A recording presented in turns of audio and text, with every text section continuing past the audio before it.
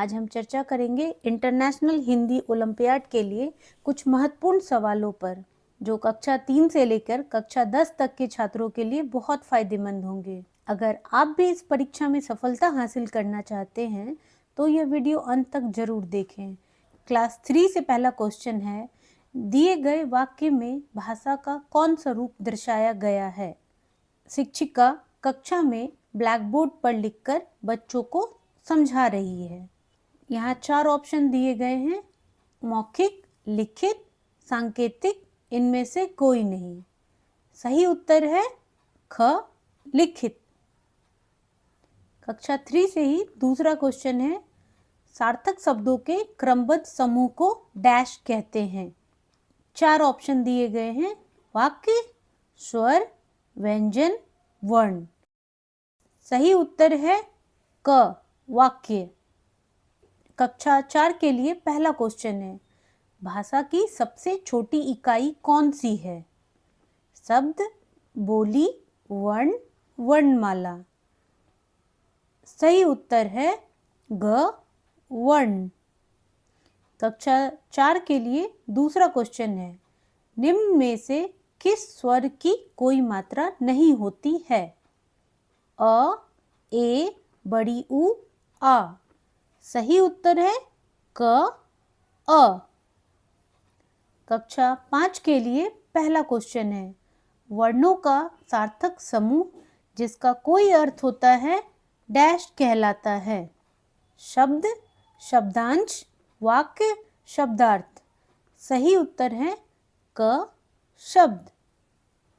कक्षा 5 के लिए दूसरा क्वेश्चन है, रचना के आधार पर शब्दों का वर्गीकरण कितने प्रकार से किया जाता है? 2, 3, 4, 5। सही उत्तर है ख, 3। कक्षा 6 के लिए पहला क्वेश्चन है, अनुस्वार का प्रयोग किनके बाद होता है? स्वरों के बाद, व्यंजनों के बाद, संयुक्त व्यंजनों के बाद। क और ख मीन्स स्वरों के बाद, व्यंजनों के बाद, दोनों। यहाँ सही उत्तर है क, स्वरों के बाद। कक्षा 6 के लिए दूसरा क्वेश्चन है, गांव शब्द में किसका प्रयोग हुआ है? अनुस्वार, अनुनासिक, विसर्ग, अयोग्यवाह। सही उत्तर है ख, अनुनासिक। कक्षा 7 के लिए पहला क्वेश्चन है, वर्ण वह मूल ध्वनि है जिसके और डैश नहीं हो सकते? खंड, योग, प्रकार, खंड और योग दोनों। सही उत्तर है क, खंड। कक्षा 7 के लिए दूसरा क्वेश्चन है, निम्नलिखित में से किस संयुक्त व्यंजन में श वर्ण का प्रयोग हुआ है? त्र, ज्ञ, श्र और छ। सही ऑप्शन है ग, श्र। कक्षा 8 के लिए पहला क्वेश्चन है, वर्णमाला के संदर्भ में क्या सही नहीं है?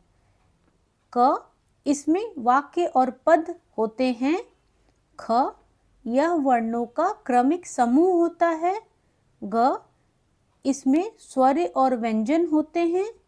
घ, ये उच्चारण के लिए निर्धारित मानक चिन्हों की माला है। सही उत्तर है क, इसमें वाक्य और पद होते हैं। कक्षा 8 के लिए दूसरा क्वेश्चन है, हिंदी में स्वरों के कौन से 2 रूप भाषा प्रयोग में मिलते हैं? क, सरल और संयुक्त। ख, निर्नुनासिक और सानुनासिक। ग, स्वर और व्यंजनात्मक। घ, इनमें से कोई नहीं। सही उत्तर है ख, निर्नुनासिक और सानुनासिक। कक्षा 9 के लिए पहला क्वेश्चन है, वर्णों के 2 मुख्य भेद कौन से हैं? 2 मुख्य भेद। क, अनुस्वार, अनुनासिक। ख, स्वर, व्यंजन। घ, ह्रस्व स्वर, दीर्घ स्वर। घ, आगत स्वर, आगत व्यंजन। सही उत्तर है ख, स्वर, व्यंजन। कक्षा 9 के लिए दूसरा क्वेश्चन है, निम्नलिखित में से अशुद्ध कथन का चयन कीजिए। अशुद्ध कथन। क, भाषा का उद्देश्य है विचारों का आदान प्रदान। सही है। ख, भाषा मूलतः मानव मुख से उच्चारित होती है। यह भी सही है। ग, भाषा की सबसे छोटी इकाई वर्ण है। यह भी सही है। घ, ध्वनियों के मेल से वाक्य बनते हैं। ये अशुद्ध है। सही उत्तर होगा घ। कक्षा 10 के लिए पहला क्वेश्चन है, निम्न में से कौन से अयोग्य वाह के प्रकार हैं? क, अनुस्वर तथा अनुनासिक। ख, अनुस्वर तथा विसर्ग। ग, अनुनासिक तथा विसर्ग। घ, विसर्ग तथा हलंत। सही उत्तर है ख, अनुस्वर तथा विसर्ग। कक्षा 10 के लिए दूसरा क्वेश्चन है, स्वरों के संबंध में कौन सा कथन अनुचित है? क, हिंदी स्वरों के दो रूप भाषा प्रयोग में मिलते हैं, अनुनासिक तथा निर्नुनासिक। ख, स्वर के 3 भेद होते हैं। ग, जिन स्वरों के उच्चारण में ह्रस्व स्वर से तिगुना समय लगता है उन्हें दीर्घ स्वर कहते हैं। घ, ए, दीर्घ स्वर हैं। सही उत्तर है ग, जिन स्वरों के उच्चारण में ह्रस्व स्वर से तिगुना समय लगता है उन्हें दीर्घ स्वर कहते हैं। Thank you for watching.